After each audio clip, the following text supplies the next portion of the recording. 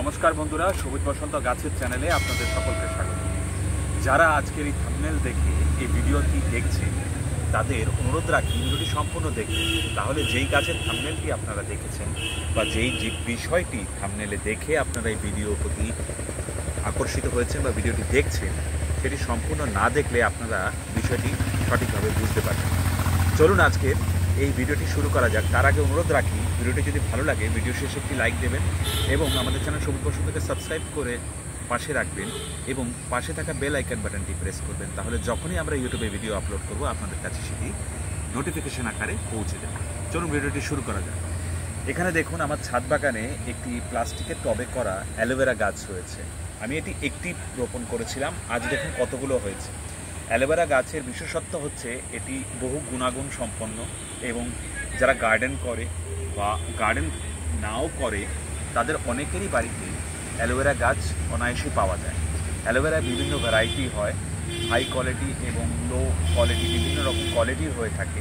But আমরা generally যেটা বুঝি অ্যালোভেরা গাছে, সেটি সাধারণভাবে লোকের বাড়িতে ছাদের মধ্যে বা গ্রাউন্ডে বা কোনো একটি ভাঙা টবে আমরা অ্যালোভেরা গাছ পেয়েই যাই প্রায় অধিকাংশ লোকের বাড়িতে, এবং সেটি শীতকালীন ব্যবহার হয়, অনেকে মুখে লাগায়, এইভাবে আমরা এটা ব্যবহার করি।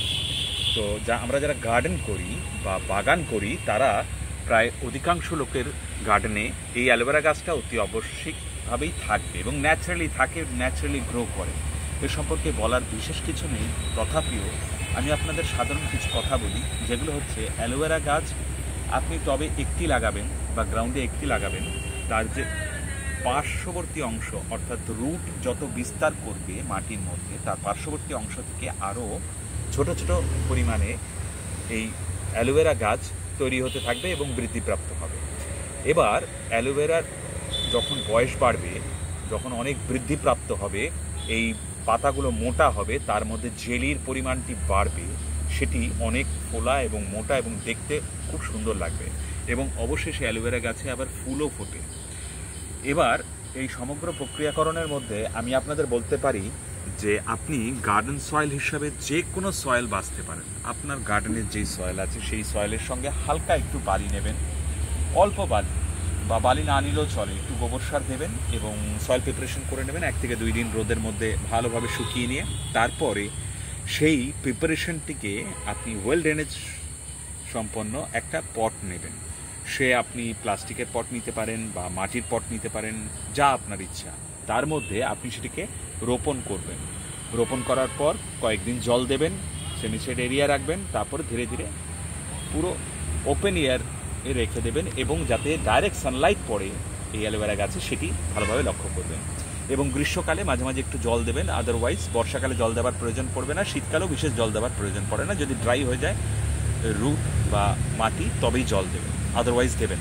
এবার দেখুন, আমি আপনাদের বলি, এই অ্যালোভেরা গাছে কিছু কাঁটা থাকে এবং সরু সরু, এটা বিশেষ কোনো হার্মফুল নয়, আপনি হাত দিয়েই ধরতে পারেন। তবে অনেক বড় বড় যেই মোটা মোটা পাতাগুলো হয়ে যায় তার মধ্যে এটা দেখতে পাওয়া যায়, কাঁটাগুলো খুব হার্মফুল। তবে এর মধ্যে দেখুন টপ পোর্শনে থেকে পাতাটা আস্তে আস্তে একটু ড্রাই হতে আরম্ভ করে। এটি একটা সাধারণ ব্যাপার, এমন কোনো কিছু না। তবে এর সাধারণ কিছু পরিচর্যা করলে আর এই জিনিসগুলো হয় না। সেটি হচ্ছে আপনি স্যাপ বা ব্যাবিস্টিন একটু পাতলা জলে গুলে নিয়ে আপনি স্প্রে করে দিলেন অল ওভার অ্যালোভেরা গাছে, সে মাসে একবার করে করলেই হবে। তাহলে কী হবে, ও ফাঙ্গাসের অ্যাট্যাকটা হবে না ওর মধ্যে। আর এছাড়া কোনো রকম পোকার আক্রমণ থেকে রোধ করার জন্য কোনো ওষুধই প্রয়োগ করতে হয় না, আর বাজারজাত কোনো রাসায়নিক ওষুধ আপনি প্রয়োগ করবেনও না, প্রয়োজনও পড়ে না। মাসে 2 মাসে একবার সর্ষের খোল পাতলা করে ভিজিয়ে রেখে তার জল শুধু গ্রাউন্ডে দিয়ে দেবেন, ব্যাস, আর কিছু করতে হবে না। তাহলেই আপনার গাছ সুস্থ সবল এবং ভালো থাকবে।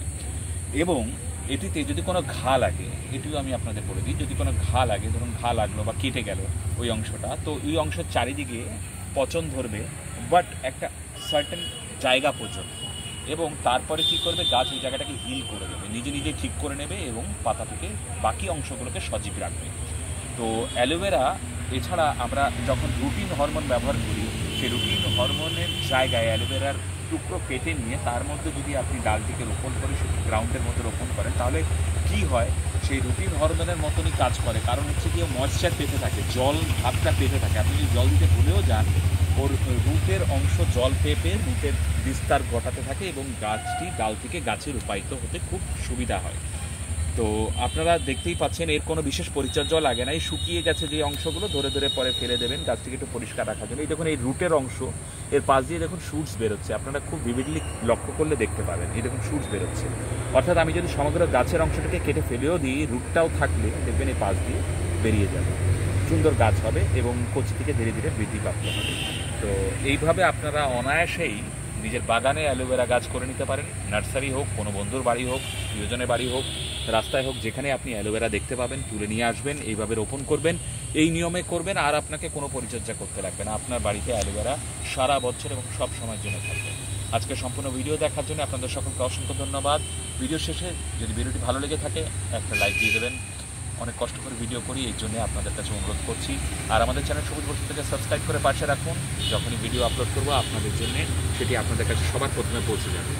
এবং আরেকটি রিকোয়েস্ট, যদি কোনো কিছু আপনাদের জানা থাকে অ্যালোভেরা সম্পর্কে, হয়তো আমার না জানা থাকতে পারে, আপনারা শেয়ার করতে পারেন কমেন্ট সেকশনে। এছাড়া যদি কোনো কিছু জানতে ইচ্ছা হয় যেটা আমি মিস করে গেছি বা স্কিপ করে গেছি, তাহলে সেটি জানার জন্য কমেন্ট করুন, চেষ্টা করব কমেন্টের উত্তর দেওয়ার জন্য।